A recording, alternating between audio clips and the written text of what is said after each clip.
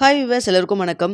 ஜூலை 7ஆம் தேதியாகி இன்று தங்கத்தின் விலை கிராமிற்கு ₹160 விலை குறைந்து தற்பொழுது 22 கேரட் 1 கிராம் ₹13,400 ஆகவும், 1 சவரன் ₹1,07,200 விற்பனை செய்யப்பட்டு வந்துட்டு இருக்குங்க. இதனை அடுத்து 24 கேரட் 1 கிராம் ₹14,618 ஆகவும், 1 சவரன் ₹1,16,944 விற்பனை செய்யப்பட்டு வந்துட்டு இருக்குங்க.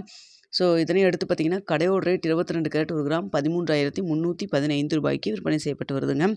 ஸோ பார்த்தீங்கன்னா நம்மளுக்கு தங்கத்தோட விலை நேற்றுமே மார்க்கெட் ப்ரைஸில் ₹140 விலை குறைஞ்சது.